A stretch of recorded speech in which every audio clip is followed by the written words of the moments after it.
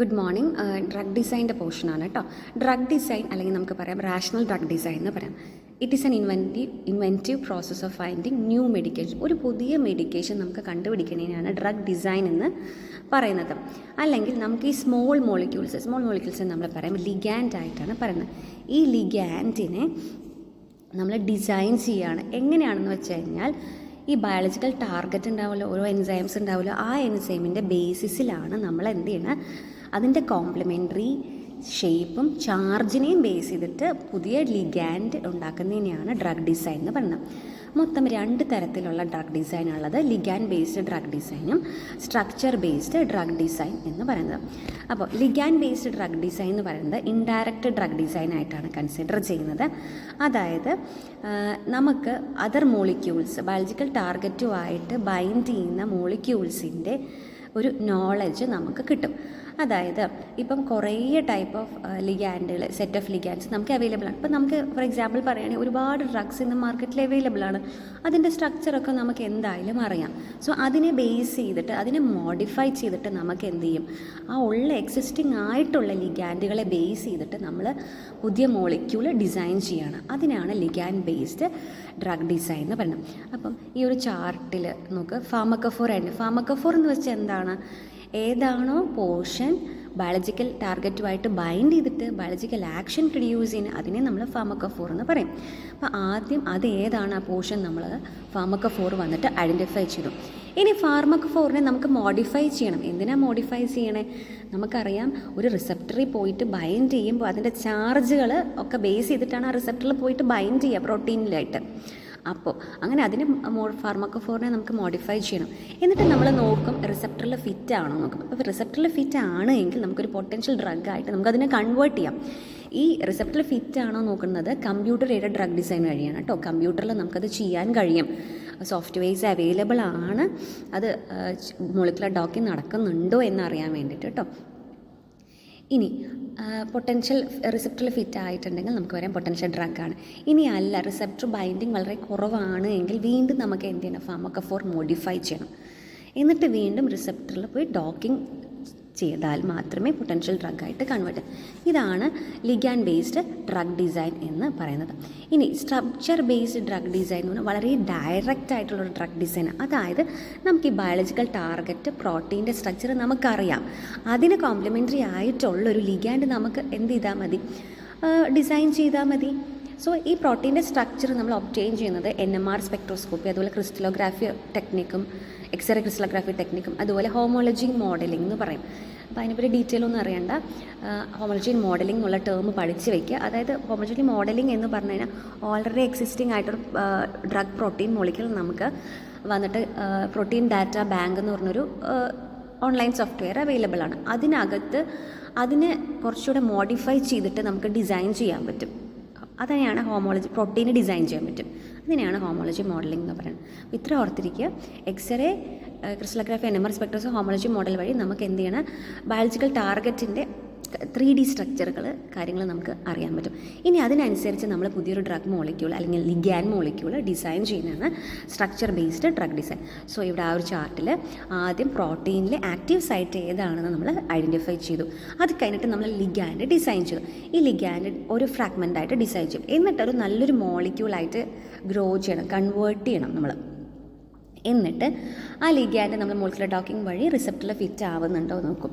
ഇനി റിസപ്റ്ററിൽ ഫിറ്റ് ആയിട്ടുണ്ട് എന്നുണ്ടെങ്കിൽ കുറച്ചുകൂടി മോഡിഫൈ ചെയ്ത് കുറച്ചുകൂടി ബെറ്റർ ഡ്രഗ് ഉണ്ടാക്കാൻ പറ്റുമോ നോക്കണം. അങ്ങനെ ചെയ്ത് കഴിഞ്ഞിട്ടാണ് ഒരു പൊട്ടൻഷ്യൽ ഡ്രഗിലേക്ക് കൺവേർട്ട് ചെയ്യുന്നത്. ഇനി ഇത് ലിഗാൻഡ് വന്നിട്ട് റിസപ്റ്ററിൽ ഫിറ്റ് ആയിട്ടില്ല എങ്കിൽ നമ്മൾ ഫ്രാഗ്മെൻറ്റ്സ് ഒന്ന് മാറ്റി നോക്കണം. ഫ്രാഗ്മെൻറ്റ്സ് കൊണ്ട് ഉദ്ദേശിക്കുന്ന ഹൈഡ്രോക്സിൽ ഗ്രൂപ്പോ ചിലപ്പോൾ ടെർഷ്യറി അമിനോ ഗ്രൂപ്പ് ആയിരിക്കും ചിലപ്പോൾ വേണ്ടി വരിക. ചിലപ്പോൾ ആരോമാറ്റിക് റിങ്ങിൻ്റെ പ്രസൻസ് വേണം.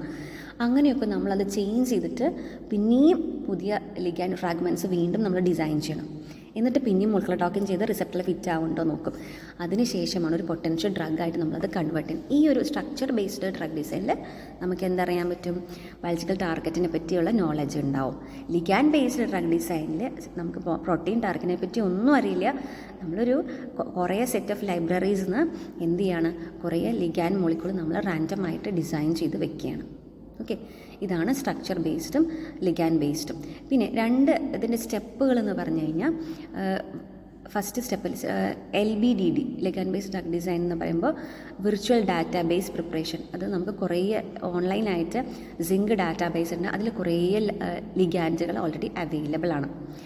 അപ്പോൾ പിന്നെ അതിനുശേഷം നോൺ ആക്റ്റീവ് ഏതാണ് ലിഗാൻഡുകൾ നമുക്ക് കണ്ടുപിടിക്കുക.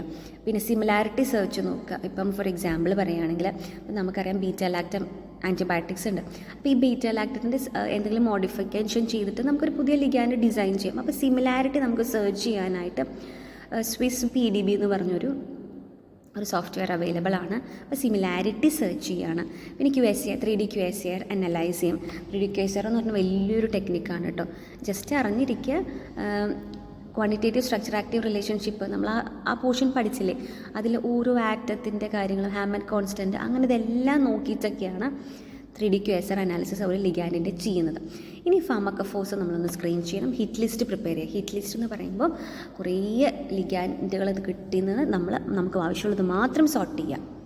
ഇനി അടുത്ത് വാലിഡേഷൻ. ഈ പറഞ്ഞ് നമ്മൾ ഡിസൈൻ ചെയ്തത് ഒന്ന് വാലിഡേറ്റ് ചെയ്ത് നോക്കണം. ബയോകെമിക്കൽ ഇവാലുവേഷൻ വെച്ചിട്ട് നമ്മൾ വാലിഡേറ്റ് ചെയ്ത് നമ്മൾ ചെയ്തത് കറക്റ്റാണോ എന്നുള്ളത് ചെക്ക് ചെയ്യുക. അപ്പോൾ നമ്മൾ ആ മോളിക്യൂൾ ഉണ്ടാക്കിയത് വേണമെങ്കിൽ സിന്തസൈസ് ചെയ്യും. അപ്പോൾ സിന്തസൈസ് ചെയ്തിട്ട് നമുക്ക് ഇപ്പോൾ ഹൈഡ്രോക്സിൽ ഗ്രൂപ്പൊക്കെ നമ്മൾ പറയുന്നല്ലേ ഉള്ളൂ. ഡിസൈൻ ചെയ്യുമ്പോൾ അത് ഉണ്ടെന്ന് പറയുന്നു. നമ്മളിപ്പോൾ ഒരു സിന്തസിസ് കഴിയുമ്പോഴേ അറിയുള്ളൂ ആ മോളിക്യൂൾ കറക്റ്റായിട്ട് വന്നിട്ടുണ്ടോ എന്നുള്ളതൊക്കെ അറിയാൻ പറ്റുള്ളൂ. സോ ഇതൊക്കെ ലിഗാൻഡ് ബേസ്ഡ് ഡ്രഗ് ഡിസൈനിൽ പെടും. ഇനി സ്ട്രക്ചർ ബേസ്ഡ് ഡ്രഗ് ഡിസൈൻ എന്ന് പറയുമ്പോൾ നമ്മൾ ആദ്യം ടാർഗറ്റിനെ എന്ത് ചെയ്യണം, കണ്ടുപിടിക്കണം. ടാർഗറ്റ് എന്ന് പറയുമ്പോൾ നമുക്ക് അറിയണം നമ്മൾ ഏത് ഡിസീസിനെതിരെയാണ് ഒരു പുതിയ ലിഗാൻഡ് അല്ലെങ്കിൽ മോളിക്യൂൾ ഡിസൈൻ ചെയ്യാൻ പോണേന്ന് നമുക്ക് അറിയണം. അപ്പോൾ എന്ത് ചെയ്യണം, എൻസൈം അല്ലെങ്കിൽ റിസപ്റ്റർ ഏതാണോ പെത്തോളജിക്കൽ ഡിസോർഡർ നമ്മൾ എടുക്കുന്നത് അതിൻ്റെ റിസപ്റ്ററിനെ പറ്റിയിട്ടുള്ളൊരു ധാരണ ഉണ്ടാക്കിയെടുക്കണം. പിന്നെ 3D സ്ട്രക്ചർ, അതിൻ്റെ 3D സ്ട്രക്ചർ നമ്മൾ ഡിറ്റർമൈൻ ചെയ്യണം. ആ ഡിറ്റർമൈൻ ചെയ്യുന്നത് x ray crystallography, NMR, homologous or comparative modelling നമുക്ക് ചെയ്യാൻ പറ്റും. മൂന്നാമത്തേത് ഡിസൈൻ പ്രോസസ്സാണ്. ഓട്ടോമേറ്റഡ് ഡിനോവോ ഡിസൈൻ, പുതിയ മോളിക്യൂളായിട്ട് ഡിസൈൻ ചെയ്യാണ്. പിന്നെ സ്ട്രക്ചറൽ ആക്യുറസി ഡിറ്റർമൈൻ ചെയ്യണം. അപ്പോൾ കറക്റ്റാണോ ഈ ഡിസൈൻ പ്രോസസ്സ് കറക്റ്റാണോ നമ്മളൊന്ന് വാലിഡേറ്റ് ചെയ്യണം. പിന്നെ ലീഡ് മോളിക്യൂൾ ഏതാണോ ആക്ഷൻ തരുന്ന പോർഷൻ ആ ലീഡ് നമ്മൾ ഐഡൻറ്റിഫൈ ചെയ്യണം. പിന്നെ ലാസ്റ്റ് സ്റ്റെപ്പ് എന്ന് പറഞ്ഞാൽ ഈ ഉള്ള പ്രിപ്പയർ ചെയ്ത ലീഡ് ഒപ്റ്റിമൈസ് ചെയ്യണം.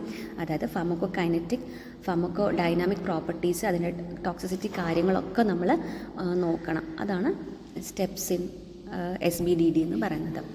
ഇനി ഈ ലിഗാൻഡ് ബേസ്ഡ് ഡ്രഗ് ഡിസൈനും സ്ട്രക്ചർ ബേസ്ഡിനും ഒരു ഡിഫറൻസിയേഷനാണ് ഇവിടെ കൊടുത്തിരിക്കുന്നത് കേട്ടോ. ഇനി ഡ്രഗ് ഡിസ്കവറി പ്രോസസ്സ് എന്ന് പറയുന്നത്, ഇത് ഡ്രഗ് ഡിസ്കവറി എങ്ങനെയാണ് നടക്കുന്നതെന്ന് പ്രോസസ്സ് നോക്കുമ്പോൾ ഫസ്റ്റ് നമ്മൾ ടാർഗറ്റ് സെലക്ട് ചെയ്യണം. പിന്നെ ലീഡ് ഡിസ്കവറി, പിന്നെ മെഡിസിനൽ കെമിസ്ട്രിയിലെ കുറച്ച് കാര്യങ്ങൾ വരുന്നുണ്ട്. Proof of efficacy, clinical trials and therapeutic. So target selection എന്ന് പറയുമ്പോൾ genomic, proteomic, bioinformatic target validation വഴി നമുക്ക് ടാർഗറ്റ് സെലക്ട് ചെയ്യാം. പിന്നെ ലീഡ് ഡിസ്കവറി എന്ന് പറയുമ്പം അസേ ഡെവലപ്മെൻറ്റ്, കുറേ ലീഡുകൾ ഐഡൻറ്റിഫൈ ചെയ്യുക, HTS ഹിറ്റ്സ് എന്ന് പറഞ്ഞില്ലേ അത്. പിന്നെ ഇൻസിലിക്കോ സ്റ്റഡീസ് കമ്പ്യൂട്ടർ യൂസ് ചെയ്തിട്ട്, ഇതെല്ലാം ലീഡ് ഡിസ്കവറിയിൽ പെടുന്നതാണ്. പിന്നെ ലീഡ് ഒപ്റ്റിമൈസേഷൻ ചെയ്യാൻ വേണ്ടിയിട്ട് നമുക്ക് എക്സ്റേ